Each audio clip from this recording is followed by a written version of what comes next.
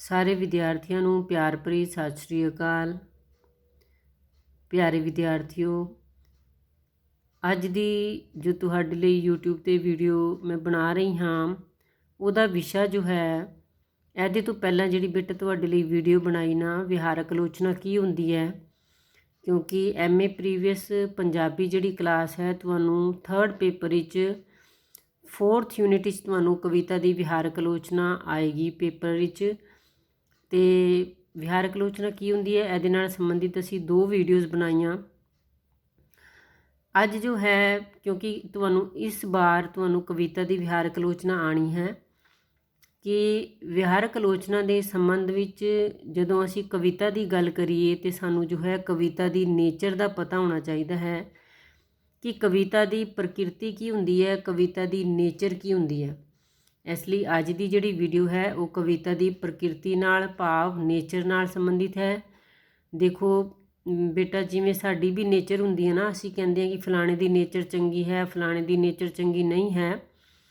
ਉਸੇ ਤਰ੍ਹਾਂ ਸਾਹਿਤ ਦੇ ਜਿਹੜੇ ਰੂਪ ਹੁੰਦੇ ਨੇ ਨਾ, ਸਾਹਿਤ ਦੇ ਰੂਪ ਕਿਹੜੇ, ਨਾਵਲ, ਨਾਟਕ, ਕਿੱਸਾ, ਵਾਰ, ਰੇਖਾ ਚਿੱਤਰ, ਸਾਰੇ ਸਾਹਿਤ ਦੇ ਰੂਪ ਨੇ। ਕਵਿਤਾ ਵੀ ਉਹਨਾਂ ਵਿੱਚੋਂ ਕਵਿਤਾ ਤੇ ਪ੍ਰਮੁੱਖ ਹੈ, ਕਿਉਂਕਿ ਕਵਿਤਾ ਤੇ ਬੜੇ ਪੁਰਾਣੇ ਸਮੇਂ ਤੋਂ ਲਿਖੀ ਜਾ ਰਹੀ ਹੈ। ਤੇ ਇਸੇ ਤਰ੍ਹਾਂ ਸਾਹਿਤ ਦੇ ਰੂਪਾਂ ਦੀ ਵੀ ਨੇਚਰ ਹੁੰਦੀ ਹੈ। ਤੇ ਅਸੀਂ ਜੋ ਹੈ ਕਵਿਤਾ ਦੀ ਪ੍ਰਕਿਰਤੀ ਜਾਂ ਕਵਿਤਾ ਦੀ ਨੇਚਰ ਦੀ ਗੱਲ ਕਰ ਲਈਏ ਕਿ ਕੀ ਹੁੰਦੀ ਹੈ ਕਵਿਤਾ ਦੀ ਨੇਚਰ, ਕਿਉਂਕਿ ਤੁਸੀਂ ਕਵਿਤਾ ਨਾਲ ਸੰਬੰਧਿਤ ਹੀ ਵਿਹਾਰਕ ਆਲੋਚਨਾ ਕਰਨੀ ਹੈ। ਜਦੋਂ ਤੁਹਾਨੂੰ ਕਵਿਤਾ ਦੀ ਨੇਚਰ ਆ ਜਾਏਗੀ, ਸਮਝ ਆ ਜਾਏਗੀ, ਤੇ ਤੁਹਾਨੂੰ ਵਿਹਾਰਕ ਆਲੋਚਨਾ ਵੀ ਜੋ ਹੈ ਇਹਦੇ ਨਾਲ ਸੰਬੰਧਿਤ ਹੈ, ਕਿਉਂਕਿ ਤੁਹਾਨੂੰ ਉਹ ਵੀ ਬੜੀ ਹੀ ਆਸਾਨ ਲੱਗੇਗੀ। ਦੇਖੋ ਬੇਟਾ, ਕਵਿਤਾ ਦੀ ਨੇਚਰ ਕੀ ਹੁੰਦੀ ਹੈ। ਕਵਿਤਾ ਆਪਣੇ ਸਮੇਂ ਦੀ ਭਾਵਨਾਵਾਂ ਤੇ ਪਰਿਸਥਿਤੀਆਂ ਨਾਲ ਸੰਬੰਧਿਤ ਹੁੰਦੀ ਹੈ। ਹੁਣ ਕੋਈ ਵੀ ਕਵਿਤਾ ਹੋਏਗੀ ਨਾ ਬੇਟਾ, ਦੇਖੋ ਬਹੁਤ ਸਾਰੇ ਕਾਲਾਂ ਵਿੱਚ, ਬਹੁਤ ਸਾਰੇ ਜਿਵੇਂ ਨਾਥਾਂ ਜੋਗੀਆਂ ਦਾ ਸਮਾਂ, ਉਹਦੇ ਤੋਂ ਬਾਅਦ ਜੋ ਹੈ ਆਦਿਕਾਲ ਜਿਹਨੂੰ ਅਸੀਂ ਕਹਿੰਦੇ ਹਾਂ ਉਹ ਵਾਲਾ ਸਮਾਂ, ਫਿਰ ਮੱਧਕਾਲ ਦਾ ਸਮਾਂ, ਫਿਰ ਮਹਾਰਾਜਾ ਰਣਜੀਤ ਸਿੰਘ ਕਾਲ, ਆਧੁਨਿਕ ਕਾਲ, ਬਹੁਤ ਸਾਰੇ ਕਾਲ ਜਿਹੜੇ ਨੇ ਸਾਡੇ ਲਿਟਰੇਚਰ ਨਾਲ ਸੰਬੰਧਿਤ ਨੇ। ਤੇ ਹਰ ਇੱਕ ਕਾਲ ਵਿੱਚ ਜਿਹੜਾ ਵੀ ਲਿਟਰੇਚਰ ਲਿਖਿਆ ਜਾਂਦਾ ਹੈ ਉਹ ਆਪਣੇ ਸਮੇਂ ਨਾਲ ਸੰਬੰਧਿਤ ਹੁੰਦਾ ਹੈ। ਤੇ ਲਿਟਰੇਚਰ ਦੀ ਜਦੋਂ ਆਪਾਂ ਗੱਲ ਕਰੀਏ, ਉਹਦੇ ਵਿੱਚ ਕਵਿਤਾ ਜੋ ਹੈ ਸਾਡਾ ਸਭ ਤੋਂ ਪੁਰਾਤਨ ਰੂਪ ਹੈ ਇਹ ਲਿਟਰੇਚਰ ਦਾ। ਨਾਟਕ ਵੀ ਲਿਖੇ ਗਏ ਪੁਰਾਤਨ ਸਮੇਂ 'ਚ, ਪਰ ਨਾਟਕ ਜਿਹੜੇ ਨੇ ਉਹ ਵੀ ਕਵਿਤਾ ਦੇ ਹੀ ਰੂਪ ਵਿੱਚ ਲਿਖੇ ਜਾਂਦੇ ਸੀ। ਇਸ ਲਈ ਜੋ ਹੈ ਅਸੀਂ ਕਵਿਤਾ ਨੂੰ ਸਭ ਤੋਂ ਪੁਰਾਤਨ ਰੂਪ ਮੰਨ ਸਕਦੇ ਹਾਂ, ਮੰਨ ਨਹੀਂ ਸਕਦੇ, ਹੈ ਕਵਿਤਾ ਪੁਰਾਤਨ ਰੂਪ। ਸਭ ਤੋਂ ਪੁਰਾਣਾ ਜਿਹੜਾ ਰੂਪ ਹੈ ਨਾ ਲਿਟਰੇਚਰ ਦਾ, ਉਹ ਕਵਿਤਾ ਹੀ ਹੈ। ਤੇ ਕਵਿਤਾ ਜਿਹੜੀ ਹੈ ਉਹਦੀ ਨੇਚਰ ਕੀ ਹੁੰਦੀ ਹੈ ਕਿ ਕਵਿਤਾ ਜਿਹੜੀ ਹੈ ਆਪਣੇ ਸਮੇਂ ਦੀ ਭਾਵਨਾ ਤੇ ਪਰਿਸਥਿਤੀਆਂ ਨਾਲ ਸੰਬੰਧਿਤ ਹੁੰਦੀ ਹੈ। ਹੁਣ ਤੁਸੀਂ ਕੋਈ ਵੀ ਕਵਿਤਾ ਚੁੱਕ ਕੇ ਦੇਖ ਲਓ, ਉਹ ਨਾ ਆਪਣੇ ਸਮੇਂ ਦੀ, ਉਸ ਸਮੇਂ ਜਿਹੜੀਆਂ ਭਾਵਨਾਵਾਂ ਪ੍ਰਮੁੱਖ ਨੇ, ਜਿਹੜੀਆਂ ਭਾਵਨਾਵਾਂ ਲੋਕਾਂ ਨੂੰ ਕੋਈ ਹਿਲੋਰਾ ਦੇ ਰਹੀਆਂ ਨੇ, ਹਲੂਣ ਰਹੀਆਂ ਨੇ, ਉਹਨਾਂ ਨਾਲ ਸੰਬੰਧਿਤ ਹੁੰਦੀ ਹੈ। ਹੁਣ ਦੇਖੋ ਬੇਟਾ, ਇਹਦੇ 'ਚ ਅਸੀਂ ਬੜਾ ਹੀ ਇੱਕ ਵਧੀਆ ਐਗਜ਼ਾਮਪਲ ਅਸੀਂ ਜੋੜ ਸਕਦੇ ਹਾਂ ਹੁਣ ਦੀ ਪਰਿਸਥਿਤੀ ਨਾਲ ਸੰਬੰਧਿਤ। ਹੁਣ ਦੇਖੋ, ਜਿਵੇਂ ਕਿਸਾਨ ਅੰਦੋਲਨ ਚੱਲ ਰਿਹਾ ਹੈ, ਤੇ ਜਿਹੜਾ ਵੀ ਇਸ ਵੇਲੇ, ਇਹਦੇ ਤੋਂ ਪਹਿਲਾਂ ਦੇਖੋ ਕਦੇ ਜਿਹੜੇ ਪੰਜਾਬੀ ਗੀਤ ਨੇ ਉਹਨਾਂ ਵਿੱਚ ਕਦੇ ਕਿਸਾਨ ਦੀ ਗੱਲ ਆਈ ਸੀ? ਜੇਕਰ ਆਈ ਸੀ ਤਾਂ ਉਹ ਬਹੁਤ ਹੀ ਥੋੜ੍ਹੀ ਹੋਏਗੀ, ਕਿਤੇ ਛੋਟੀ ਮੋਟੀ ਕੋਈ ਗੱਲ ਹੋਏਗੀ। ਪਰ ਦੇਖੋ ਹੁਣ ਜਿੰਨੇ ਵੀ ਗੀਤ ਲਿਖੇ ਜਾ ਰਹੇ ਨੇ, ਹੁਣ ਤੇ ਦੇਖੋ ਹਿੰਦੀ ਵੀ ਜਿਹੜੇ ਗੀਤ ਨੇ ਉਹਨਾਂ ਵਿੱਚ ਵੀ ਇਹ ਆਉਣਾ ਸ਼ੁਰੂ ਹੋ ਗਿਆ ਕਿ ਕਿਸਾਨ ਜਿਹੜੇ ਨੇ ਉਹਨਾਂ, ਮਤਲਬ ਕਿ ਜਿਵੇਂ ਦਾ ਵੀ ਸਮਾਂ ਚੱਲ ਰਿਹਾ ਹੁੰਦਾ ਹੈ ਨਾ, ਉਹ ਉਸ ਸਮੇਂ ਦੀ ਕਵਿਤਾ ਵਿੱਚ ਆਪੇ ਝਲਕਾਰੇ ਮਾਰਨ ਲੱਗ ਪੈਂਦਾ। ਇੱਥੇ ਕਹਿਣ ਤੋਂ ਭਾਵ ਮੇਰਾ ਇਹ ਹੈ, ਹੁਣ ਬਹੁਤੀ ਗੱਲ ਮੈਂ ਨਾ ਕਰਾਂ ਕਿਉਂਕਿ ਫਿਰ ਵੀਡੀਓ ਲੰਬੀ ਹੋ ਜਾਂਦੀ ਹੈ। ਮਤਲਬ ਕਿ ਆਪਣੇ ਸਮੇਂ ਨਾਲ ਸੰਬੰਧਿਤ ਹੁੰਦੀ ਹੈ ਪੋਇਟਰੀ, ਆਪਣੇ ਆਸੇ ਪਾਸੇ ਦੇ ਉਸ ਵੇਲੇ ਦੇ, ਆਪਣੇ ਵੇਲੇ ਦੇ ਸਮਾਜ ਨੂੰ ਪ੍ਰੈਜ਼ੈਂਟ ਕਰਦੀ ਹੈ ਪੋਇਟਰੀ, ਠੀਕ ਹੈ ਨਾ। ਕਵਿਤਾ ਸਮਕਾਲੀਨ ਪ੍ਰਭਾਵ ਹੇਠ ਰਚੀ ਜਾਂਦੀ ਹੈ, ਇਹਦਾ ਵੀ ਉਹੀ ਮਤਲਬ ਹੈ। ਜਿਹੜਾ ਵੀ ਉਸ ਵੇਲੇ ਸਮਾਂ ਚੱਲ ਰਿਹਾ ਹੁੰਦਾ ਉਹਦੇ ਪ੍ਰਭਾਵ ਹੇਠ ਹੀ ਕਵਿਤਾ ਰਚੀ ਜਾਂਦੀ ਹੈ। ਮਤਲਬ ਕਿ ਸਭ ਤੋਂ ਪਹਿਲਾਂ ਜਿਹੜਾ ਤੁਹਾਡੇ ਅੱਗੇ ਪੈਰਾਗ੍ਰਾਫ ਆਏਗਾ ਨਾ, ਤੁਸੀਂ ਉਹਨੂੰ 2-3 ਵਾਰੀ ਪੜ੍ਹ ਕੇ ਉਹਦੇ ਆਸ-ਪਾਸ ਦੇ ਸਮੇਂ ਨੂੰ ਲੱਭਣ ਦੀ ਕੋਸ਼ਿਸ਼ ਕਰਨੀ ਹੈ ਕਿ ਇਹ ਕਿਹੜੇ ਵੇਲੇ ਦੀ ਪੋਇਟਰੀ ਹੋ ਸਕਦੀ ਹੈ। ਆਜ਼ਾਦੀ ਦੇ ਵੇਲੇ ਦੀ, 84 ਦੇ ਵੇਲੇ ਦੀ, ਤਾਂ ਜਾਂ ਉਹਦੇ ਤੋਂ ਪਹਿਲਾਂ ਜਦੋਂ ਆਜ਼ਾਦੀ ਦੀ ਲੜਾਈ ਚੱਲ ਰਹੀ ਸੀ ਉਸ ਵੇਲੇ ਦੀ, ਜਾਂ ਭਾਈ ਵੀਰ ਸਿੰਘ ਦੇ, ਮਤਲਬ ਕਿ ਕੁਦਰਤ ਨਾਲ ਸੰਬੰਧਿਤ ਹੈ। ਤੁਸੀਂ ਉਸ ਸਮੇਂ ਨੂੰ ਸਮਝਣ ਦੀ ਕੋਸ਼ਿਸ਼ ਕਰਨੀ ਹੈ ਕਿ ਇਹ ਪੋਇਟਰੀ ਕਿਹੜੇ ਸਮੇਂ 'ਚ ਲਿਖੀ ਗਈ ਹੋਵੇਗੀ। ਕਵਿਤਾ ਦਾ ਇੱਕ ਮੁੱਖ ਤੱਤ ਇਸ ਦੀ ਪ੍ਰਗਟਾ ਸਮਰੱਥਾ ਵਿੱਚ ਹੁੰਦਾ ਹੈ। ਫਿਰ ਉਹਨੂੰ ਨਾ, ਕਵਿਤਾ ਨੂੰ ਪ੍ਰਗਟਾਉਣਾ ਵੀ ਇੱਕ ਕਲਾ ਹੁੰਦੀ ਹੈ। ਕਵਿਤਾ ਨੂੰ ਪੇਸ਼ ਕਰਨਾ ਇੱਕ ਕਲਾ ਹੁੰਦੀ ਹੈ ਤੇ ਕਵਿਤਾ ਦਾ ਇੱਕ ਮੇਨ ਤੱਤ ਜਿਹੜਾ ਹੈ ਉਹਦੀ ਪ੍ਰਗਟਾ ਸਮਰੱਥਾ ਹੁੰਦਾ ਕਿ ਪੋਇਟ ਨੇ ਉਹਨੂੰ ਪੇਸ਼ ਕਿਵੇਂ ਕੀਤਾ, ਉਸ ਕਵਿਤਾ ਨੂੰ ਕਿਵੇਂ ਪੇਸ਼ ਕੀਤਾ ਹੈ ਪੋਇਟ ਨੇ, ਜਾਂ ਇਸ ਨੂੰ ਸੁਝਾਓ ਸ਼ਕਤੀ ਵੀ ਕਹਿ ਲਿਆ ਜਾਂਦਾ, ਜਾਂ ਉਹਨੂੰ ਜੋ ਹੈ ਅਸੀਂ ਉਹਦੀ ਪ੍ਰਗਟਾ ਸਮਰੱਥਾ ਨੂੰ ਪੋਇਟ ਦੀ ਸੁਝਾਅ ਸ਼ਕਤੀ, ਮਤਲਬ ਕਿ ਉਹ ਕੀ ਸਾਨੂੰ ਕੋਈ ਸੁਝਾਅ ਕੀ ਦੇ ਰਿਹਾ ਹੈ, ਕੀ ਸਾਨੂੰ ਕੋਈ ਸਲਾਹ ਦੇ ਰਿਹਾ ਹੈ ਪੋਇਟ। ਫਿਰ ਅਸੀਂ ਗੱਲ ਕਰ ਲਈਏ ਕਵਿਤਾ ਦੀ ਨੇਚਰ ਬਾਰੇ ਕਿ ਕਵਿਤਾ ਦਾ ਸੰਬੰਧ ਜੋ ਵਾਸਤਵ ਵਿੱਚ ਵਾਪਰਿਆ ਹੈ ਜਾਂ ਵਾਪਰਿਆ ਹੁੰਦਾ ਹੈ। ਕੀ ਗੱਲ ਕਹੀ ਜਾ ਰਹੀ ਹੈ ਇੱਥੇ ਕਿ ਜੋ ਵਾਸਤਵ ਵਿੱਚ ਵਾਪਰਿਆ ਹੈ ਜਾਂ ਜੋ ਵਾਪਰਿਆ ਹੁੰਦਾ ਹੈ ਉਸ ਨੂੰ ਪੇਸ਼ ਕਰਨ ਨਾਲ ਕਵਿਤਾ ਦਾ ਸੰਬੰਧ ਨਹੀਂ ਹੁੰਦਾ, ਸਗੋਂ ਜੋ ਵਾਪਰ ਸਕਦਾ ਹੈ ਉਸ ਦੀਆਂ ਸੰਭਾਵਨਾਵਾਂ ਨੂੰ ਅੰਕਿਤ ਕਰਨ ਨਾਲ ਕਵਿਤਾ ਦਾ ਸੰਬੰਧ ਹੁੰਦਾ ਹੈ। ਮਤਲਬ ਕਿ ਜੋ ਹੋ ਸਕਦਾ ਹੈ ਨਾ ਇਨ ਫਿਊਚਰ ਵਿੱਚ ਜੋ ਗੱਲ ਹੋ ਸਕਦੀ ਹੈ, ਕਿਉਂਕਿ ਕਵਿਤਾ ਜੋ ਹੈ ਕਲਪਨਾ ਨਾਲ ਸੰਬੰਧਿਤ ਹੁੰਦੀ ਹੈ, ਕਵਿਤਾ ਵਿੱਚ ਕਲਪਨਾ ਯੂਜ਼ ਕੀਤੀ ਜਾਂਦੀ ਹੈ ਜਦੋਂ ਕਵਿਤਾ ਲਿਖੀ ਜਾਂਦੀ ਹੈ, ਉੱਥੇ ਵੀ ਅਸੀਂ ਇਸ ਗੱਲ ਨੂੰ ਜੋੜ ਸਕਦੇ ਹਾਂ ਕਿ ਇਸ ਲਈ ਜੋ ਹੈ ਜੋ ਫਿਊਚਰ ਵਿੱਚ ਹੋ ਸਕਦਾ ਹੈ ਨਾ ਉਹਦੇ ਨਾਲ ਸੰਬੰਧਿਤ ਹੁੰਦੀ ਹੈ ਕਵਿਤਾ। ਇਸ ਲਈ ਕਵਿਤਾ ਦੀ ਨੇਚਰ ਪ੍ਰਕਿਰਤੀ ਨੂੰ ਵਧੇਰੇ ਦਾਰਸ਼ਨਿਕ ਰੂਪ ਵਾਲੀ ਮੰਨਿਆ ਜਾਂਦਾ ਹੈ, ਠੀਕ ਹੈ ਨਾ, ਫਿਲੋਸੋਫੀਕਲ ਮੰਨਿਆ ਜਾਂਦਾ ਹੈ ਇਸ ਲਈ ਕਵਿਤਾ ਦੀ ਨੇਚਰ ਨੂੰ, ਕਿਉਂਕਿ ਉਹ ਆਉਣ ਵਾਲੇ ਸਮੇਂ ਦੀ ਗੱਲ ਕਰਦੀ ਹੈ। ਕਵਿਤਾ ਸਾਡੀ ਕਲਪਨਾ ਸ਼ਕਤੀ ਨੂੰ ਵਿਹਾਰਕ ਰੂਪ ਦਿੰਦੀ ਹੈ, ਵਿਹਾਰਕ ਰੂਪ ਦਿੰਦੀ ਹੈ।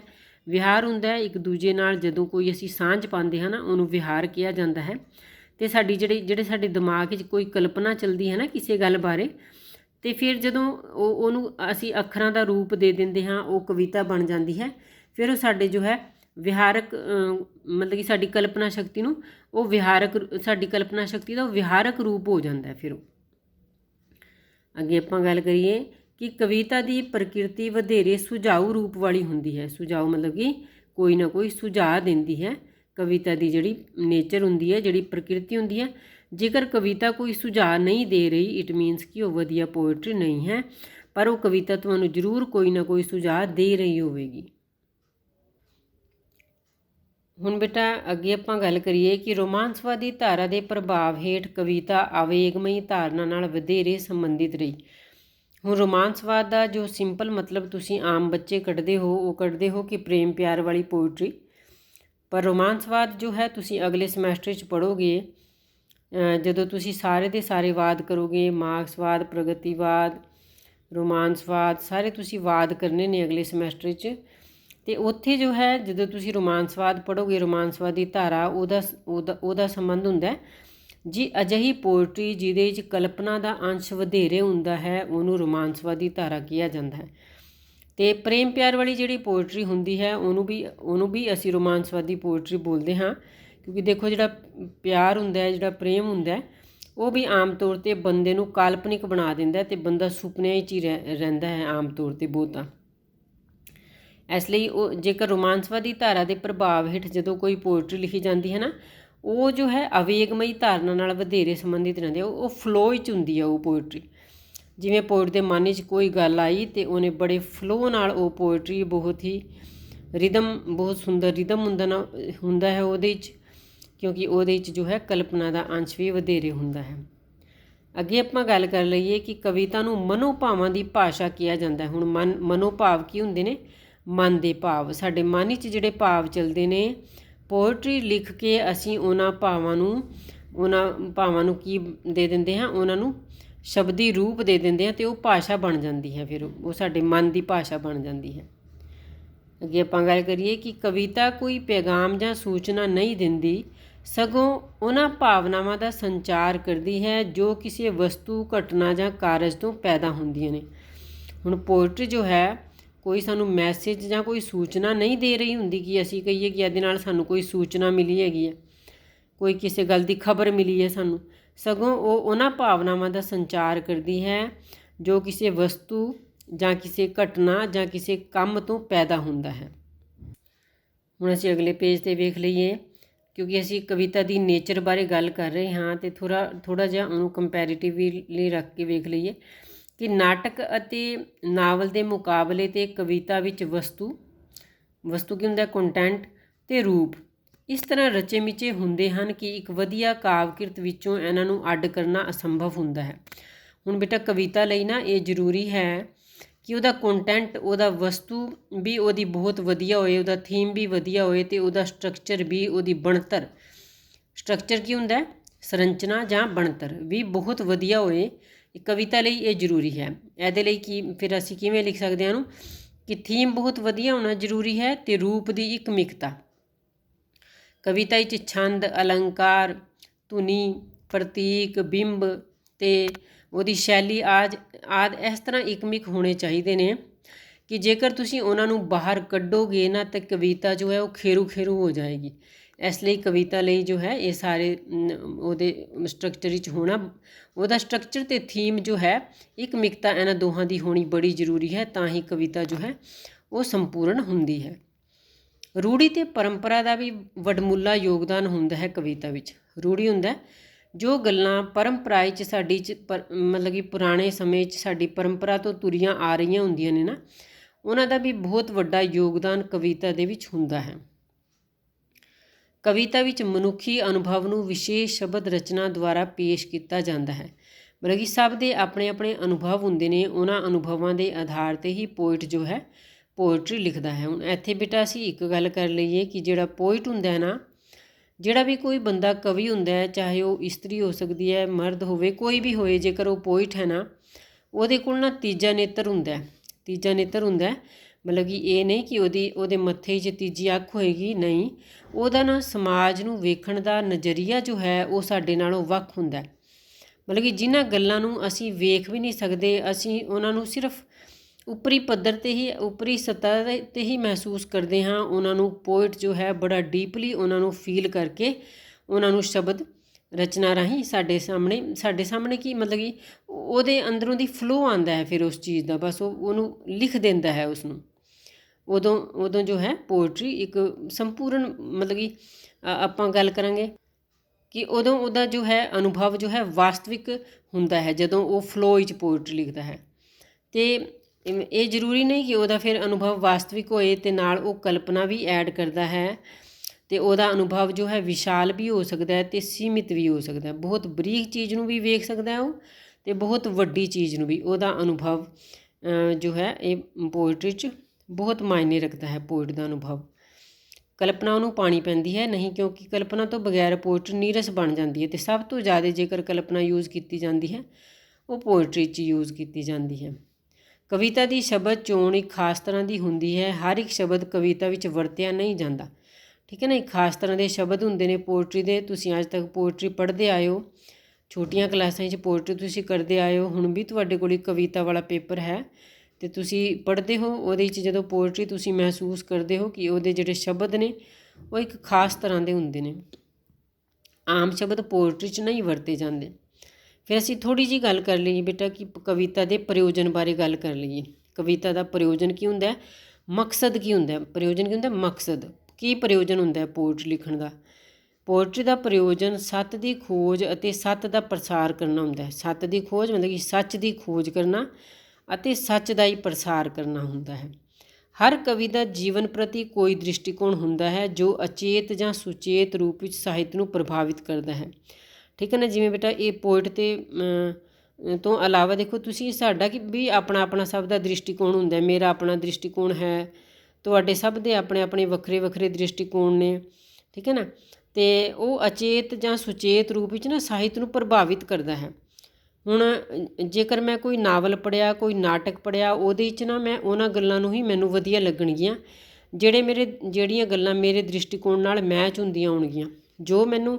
ਜੋ ਮੇਰੇ ਦ੍ਰਿਸ਼ਟੀਕੋਣ ਨਾਲ ਮੈਚ ਨਹੀਂ ਹੁੰਦੀਆਂ ਉਹ ਮੈਨੂੰ ਨਹੀਂ ਚੰਗੀ ਲੱਗਣਗੀਆਂ। ਇਸੇ ਤਰ੍ਹਾਂ ਕੋਈ ਵੀ ਜਿਹੜਾ ਕਵੀ ਹੁੰਦਾ ਨਾ, ਉਹਦਾ ਆਪਣਾ ਦ੍ਰਿਸ਼ਟੀਕੋਣ ਹੁੰਦਾ ਹੈ, ਅਤੇ ਜਾਂ ਤਾਂ ਉਹ ਸੁਚੇਤ ਪੱਧਰ 'ਤੇ ਵੀ ਪੋਇਟਰੀ 'ਚ ਉਸ ਦ੍ਰਿਸ਼ਟੀਕੋਣ ਨੂੰ ਪਾ ਦਿੰਦਾ ਹੈ, ਜਾਂ ਉਹ ਅਚੇਤ ਹੀ ਉਹਦੀ ਪੋਇਟਰੀ 'ਚ ਆ ਜਾਂਦਾ ਹੈ। ਹੁਣ 2 ਲਾਈਨਾਂ ਰਹਿ ਗਈਆਂ, ਇਹਨਾਂ ਨੂੰ ਵੀ ਕਰ ਲੈਂਦੇ ਹਾਂ।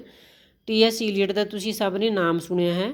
ਟੀ.ਐਸ. ਈਲੀਅਟ ਪੱਛਮੀ ਵਿਦਵਾਨ ਹੈ ਇੱਕ, ਲਿਖਦਾ ਹੈ ਕਿ ਕਵਿਤਾ ਦੇ 2 ਪੱਖ ਹੋਣੇ ਜ਼ਰੂਰੀ ਹਨ। ਕਿਹੜੇ 2 ਪੱਖ ਹੋਣੇ, ਕਿ ਇੱਕ ਤਾਂ ਉਹ ਸਾਨੂੰ ਆਨੰਦ ਦੇਵੇ ਅਤੇ ਦੂਜਾ ਉਸ ਦੀ ਸਮਾਜਿਕ ਕੀਮਤ ਜਾਂ ਮਹੱਤਵ ਜੋ ਹੈ ਉਹ ਜ਼ਰੂਰ ਹੋਏ। ਮਤਲਬ ਕਿ ਸਮਾਜ ਦੇ ਲਈ ਉਹ ਜ਼ਰੂਰ ਕੋਈ ਨਾ ਕੋਈ ਰੋਲ ਅਦਾ ਕਰੇ ਪੋਇਟਰੀ। ਇਹ ਟੀ.ਐਸ. ਈਲੀਅਟ ਜੋ ਹੈ ਬੜਾ ਜ਼ਰੂਰੀ ਮੰਨਦਾ ਹੈ। ਅਤੇ ਇੱਕ ਸਾਨੂੰ ਆਨੰਦ ਮਤਲਬ ਕਿ ਖੁਸ਼ੀ ਦੇਵੇ। ਕਵਿਤਾ ਦੁਆਰਾ ਅਸੀਂ ਆਪਣੀ ਭਾਸ਼ਾ ਅਤੇ ਸੱਭਿਆਚਾਰ ਨੂੰ ਵੀ ਸਜੀਵ ਰੱਖ ਸਕਦੇ ਹਾਂ। ਹੁਣ ਪੋਇਟਰੀ ਦੇ ਨਾਲ ਅਸੀਂ ਕੀ ਕਰ ਸਕਦੇ ਹਾਂ, ਸਾਡੀ ਲੈਂਗੁਏਜ, ਹੁਣ ਜਿਹੜੀ ਪੋਇਟਰੀ ਆਦਿਕਾਲੀ 'ਚ ਲਿਖੀ ਗਈ, ਦੇਖੋ ਉਹਦੀ ਲੈਂਗੁਏਜ ਵੱਖ ਤਰ੍ਹਾਂ ਦੀ ਹੈ, ਠੀਕ ਹੈ ਨਾ। ਮੱਧਕਾਲੀ ਸਮੇਂ 'ਚ ਲਿਖੀ ਗਈ, ਗੁਰੂ ਨਾਨਕ ਸਾਹਿਬ ਨੇ ਬਾਣੀ ਲਿਖੀ, ਉਹ ਵੱਖਰੀ ਤਰ੍ਹਾਂ ਦੀ ਹੈ, ਉਸ ਸਮੇਂ ਦੇ ਕਲਚਰ ਨੂੰ ਵੀ ਪੇਸ਼ ਕਰਦੀ ਹੈ, ਠੀਕ ਹੈ। ਉਹਦੇ ਤੋਂ ਬਾਅਦ ਮਹਾਰਾਜਾ ਰਣਜੀਤ ਸਿੰਘ ਕਾਲ 'ਚ ਜਿਹੜੀ ਲਿਖੀ ਗਈ, ਠੀਕ ਹੈ। ਅਤੇ ਆਧੁਨਿਕ ਸਮੇਂ ਜਿਹੜੀ ਪੋਇਟਰੀ ਲਿਖੀ ਗਈ, ਸਭ ਜਿਹੜੀ ਸਾਰੀਆਂ ਆਪਣੇ ਆਪਣੇ ਸਮੇਂ ਦੀ ਭਾਸ਼ਾ ਨੂੰ ਅਤੇ ਸੱਭਿਆਚਾਰ ਨੂੰ ਜਿਉਂਦਾ ਰੱਖਦੀਆਂ ਨੇ, ਠੀਕ ਹੈ ਬੇਟਾ। ਓਕੇ, ਬਹੁਤ ਲੰਬੀ ਹੋ ਜਾਂਦੀ ਹੈ ਫਿਰ ਵੀਡੀਓ, ਬਾਕੀ ਗੱਲ ਫੇਰ ਕਦੇ ਕਰਾਂਗੇ। ਓਕੇ ਬੇਟਾ, ਥੈਂਕ ਯੂ।